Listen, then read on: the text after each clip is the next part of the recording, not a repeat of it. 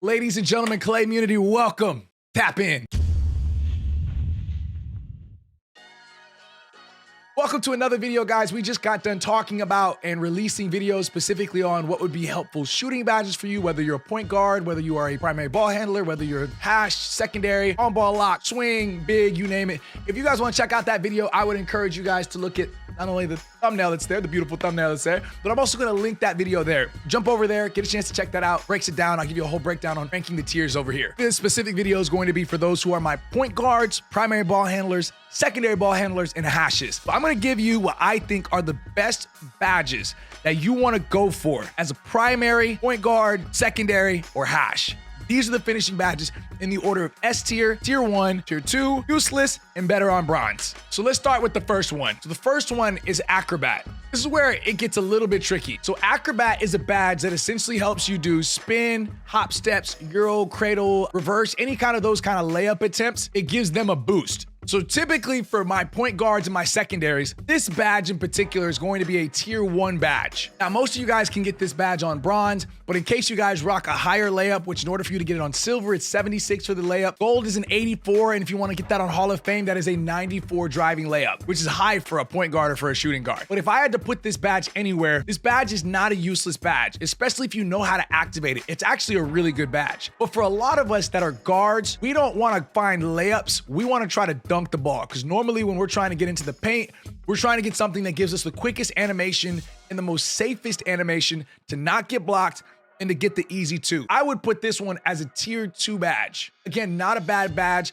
but if you guys have a specific play style that utilizes things like spins, euro steps, cradles, reverses, if you have a play style that fits that, I would bump this from a tier 2 to a tier 1, but that's what I would put that at. This is for your small PGs and for your big PGs. The second badge we have is the Back Down Punisher. Back Down Punisher is a badge that is normally used for people who are trying to get buckets in the block. If you're not trying to do that, meaning your game style isn't where you're trying to work back to the basket, for most people that I know, this badge is fairly useless, especially if you're running as a point guard or as a hash. So I'm not even going to try to convince you why I don't think this badge is helpful. I'm going to put this one as the useless badge. All right, so the next badge we have is the Dream Shake badge. This again is a more predominantly post-oriented badge. So this one will stun your defenders off of post moves, post pump fakes, shimmies, different things like that. But again, the only way this badge activates is if you're trying to do it off of a post back down, which again, most of our people who are primary point guards and secondaries don't really utilize that style of gameplay. So unless you do something like this, maybe at the park, Dream Shake and Back Down could be helpful if you try to do something like this. But for most people, this is going to be a fairly useless badge category. Okay, so the next badge that we have for finishing in this category is the Drop Stepper. Drop Stepper badge is a badge that will only activate is if you're backing down your defender, tap that square button, and they'll either jump to the middle of the paint or they will do a post move that'll use their elbow to swim themselves and get an open look off of the block from a drop step. Again, not really something that you see most PGs use, so I'm going to put this as another one as a Drop Stepper useless badge. So the next badge is Slithery. Slithery is a very helpful badge, but the only time where this becomes problematic is the fact that normally as a point guard and as a hash, Slithery is a tier 3 badge. Which means in order to even get to that specific badge category, you have to spend at least 10 badge points in tier 1 and tier 2. So it makes it very expensive. Is it a good badge? Absolutely, especially if you're trying to rim run. It's a very good badge. However, you're going to be spending out the wazoo when it comes to your finishing badges. And if you're okay with that, it is a great tier 1 badge. I would even put it as an S tier badge. But one of the reasons why I'm basing this off of badges that you should go after, not just badges that are good for your play style, but badges that you should definitely go after. If this badge was a little more affordable, I would put this badge in a S tier category easy. But because this badge is typically going to be more expensive, and this badge is oftentimes competing with, just stay with me here for a minute because I'm gonna give you an example. So typically for most of the point guards and shooting guards, Slithery is in a tier 3 category, Bully is in a tier 3 category, Limitless is in a tier 3 category, and Posterizer is in a tier 3 category. Fast Twitch will sometimes be in a tier 3 category, especially if you got a shorter point guard build. But for my tall PGs in particular, these are your 4. If you had to rank 1 through 4, which is the most important badge to have, Slithery would probably be the 4th most important. I'd put Posterizer 3, Bully 2, and Limitless at 1. That's just my opinion, and just from the things that I've seen. So if you're gonna go for that, keeping in mind this is typically a tier 3 badge, one of the reasons why I wouldn't put this badge as an S tier is because it's so expensive. And of the 4 that you're normally gonna get, it's gonna be a hard badge for you to spend a bunch of badge points on. So get it, but if you get it, just know you're gonna be spending some money on it. So this next badge is called Pro Touch. Pro Touch is a badge that is really only a badge that'll activate if you have your shot meter on for layups. If you do a layup and you use your shot meter, Pro Touch will give you a boost when it comes to your slightly earlys and your slightly lates. I don't know many people that use their joystick to do layups like that when it comes to their shot meter. And those that do, this is a beautiful thing. If you can utilize this, I would even argue this would be a good tier 2 badge if you can use it and know how to activate it, because it's a cheat badge, typically a tier 1 badge, which means 4 badge points in order to get it for Hall of Fame. And all you really need is an 80 close shot or a 78 driving layup, and you can get it on Hall of Fame. So I would put it as a tier 2 badge, but for most people, they don't really rock that. So I wouldn't even put Pro Touch on. But for my people who do use that stuff and they do activate it, I'll put this as a tier 2 badge for you guys right here. All right, so the next one is the Post Spin Technician. Okay, so the Post Spin Technician is, I personally think, is a great badge that has potential to be great, but I don't think the payoff is really as good. Gotta keep in mind, in NBA 2K22, you had the badge that was unstrippable. It was the goal to be able to not lose the basketball off of the drive. This Post Spin Technician is supposed to help you with that, to not get the ball stripped whenever you're driving to the bucket and you're doing the double tap square where you're doing the spin, things like that. But I rock this on gold and I get stripped all the time. I think it has the potential to be a great badge, but I just don't think it's there. So I would even say for this one, if you had to throw this on anything, I would probably say Post Spin Technician. For my guards that like to drive, would probably be better on bronze. Okay, so the next badge we're gonna talk about is Giant Slayer. Giant Slayer is a badge that gives you a boost in your layup attempt when you're going up on a mismatch against a taller defender, and it also reduces the possibility of you getting blocked. I believe the threshold for this is around 3 inches. So if you're rocking a 6'2", 6'3", heck, even a 6'7", 6'8", 6'9" point guard, you're running into a 7-footer in the paint, this badge should activate. And the badge is cheap. It's normally a tier 1 badge. All you need is an 80 driving layup to get this on Hall of Fame, or a 77 close shot in order to get this on Hall of Fame. I would put this as an S tier category. Okay, so the next one is Masher. Now this one is a controversial badge.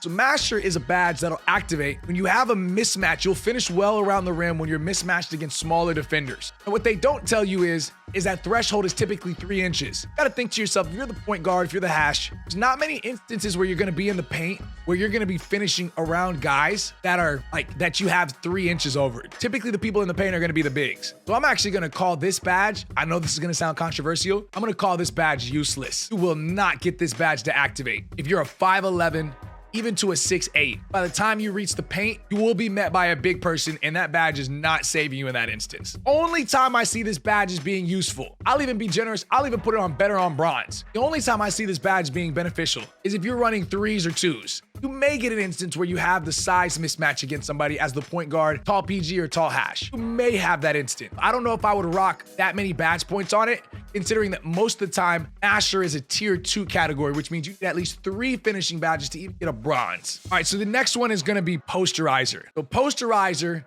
every finisher's favorite badge, is this badge will give you more contact dunks. Increases your chance of throwing down a dunk on a defender. I think this one is fairly self-explanatory. I think I'm gonna go ahead and put this one, if you can get it, I'm gonna put it on an S tier category. Here's why I put it on an S tier category. Because even Posterizer on bronze is disgusting. 72 driving dunk is all you need in order to get it at least on bronze. I would rock Posterizer on an S tier. It's normally a tier 3 badge. It's a great bronze badge, but if you can get it higher, do it. All right, so the next badge that we're gonna talk about is the Bully badge. This badge is demon-like. The ability to initiate contact and get to the rim to get better layup animations. On bronze, it's 74. On Hall of Fame, it's 95 for your strength in order to get this badge. This is a clear, very big, very favorite badge in NBA 2K23 when it comes to the devs and a lot of your favorite content creators. This badge, clear. S tier badge. If you can get it, run it, period. The only caveat I put with the Bully badge is if you're rocking a smaller point guard or hash build and they don't have a lot of like size and strength to them already, and you can only get it on a bronze, and the person and the team that you're playing against are bigger and stronger, I would be very, very cautious on rocking this just on bronze. I may even put the badge point somewhere else. But if you can get it on silver, that joker will mess some defenders up. So the next one we're gonna talk about is Limitless Takeoff. Limitless Takeoff, when you attack the basket, this player will start their dunking attempt gather further away from the rim. If you can get this badge, all you need is an 86 driving dunk and you can get this thing on gold. This is a clear must-have badge. I'll even throw a caveat in there in case you guys don't know this. Now, I had a theory I had some people test it. This is what they've noticed. You have a point guard build who has an 80 driving dunk and a 60 vertical. Those of you guys who don't know what that threshold is, number one, you haven't broken the builder like some of us have. But number two, that is the threshold you need for quick drops off of a 1 foot. That is the hardest dunking attempt to block. That is the fastest animation to be able to dunk the basketball with small point guards. You cannot activate that badge without minimum bronze limitless. And if by the small chance you do get it to activate, you are in slow motion going up to the rim. Very tough. So what I would encourage you to do, which with an 80 driving dunk, you could at least get a limitless on silver. I would put this badge as a clear S tier badge category. So the next one, keep in mind, we're still talking about these are mainly for point guards and for hashes, secondary ball handlers and primary ball handlers. Fearless Finisher. So Fearless Finisher is a badge that strengthens the ability of the user to take and absorb contact on layups, along with getting a chance to reduce the amount of energy you lose when you try to do a layup. In order to get this badge on gold, you need either an 84 close shot or an 87 driving layup. Close shot's a little more attainable for some of the PGs, especially my tall PGs, but you can get this bad boy on silver with a 75 close shot or a 77 driving layup. This is a very good badge to have. Combo this with Giant Slayer, with Slithery, you get an opportunity to get a very good contact finish. So I'm gonna say I would put Fearless Finisher, which might I add, is a great badge, fantastic badge. I wouldn't put it as an S tier, I would put it as a tier 1. Combo that with a good Bully badge, oh, Jesus, take the wheel, man. Bully and Fearless Finisher, oh, it's a GG's, man. So the next one is Fast Twitch. For most of your PGs and for your shooting guards, primary ball handlers, secondary ball handlers, for most of those guys, there's only 2 ways to get Fast Twitch to up its threshold. It's either through standing dunk or through close shot. In order to get Fast Twitch, at least on silver, you need either a 75 close shot or an 87 standing dunk. If you are a PG, this is a good silver badge. I would even say this is a good bronze badge. If this was NBA 2K22, this would be an S tier badge. But me personally speaking, for Fearless Finisher, for most of my PGs and secondaries, this will either be in your tier 2 category or your tier 3 category. I personally don't think it's worth spending a bunch on your tier 3 category for, which then means it can't be an S tier badge on our list, because if it's not worth getting in tier 3, then it's not an S tier badge. I would put this badge, I mean, this is gonna sound controversial, I think this badge is better on bronze. It's a good badge to have, but I think it's better to have on bronze. Or if you choose to not rock it at all, I wouldn't call it useless, but it's either tier 2 or it's a better on bronze. In this conversation, for my point guards, for my ball handlers, for my secondaries, I would put this as a better on bronze badge. So the next one is Aerial Wizard. I actually really love this badge, but here's where it gets a little difficult. So Aerial Wizard, for you guys that don't know, it essentially helps boost the ability for you to be able to expand your green window whenever you're going up for an alley-oop, right? You're going up for an alley-oop, that bar pops up or that little circle pops up for you to be able to time when you do your alley-oop layup. So for your Aerial Wizard, a part of what makes this badge so effective is that it makes that green window even bigger. But a part of where this badge is difficult is even if you didn't rock this badge, you still get a nice sized green window when it comes to your alley-oop animations. So if you're rocking a tall PG, even for a smaller PG, you can still be able to hit a good amount of your alley-oop attempts that you're doing, as long as there's not somebody in the paint that's challenging you body to body. So what I would do with Aerial Wizard, I don't think it's a bronze badge.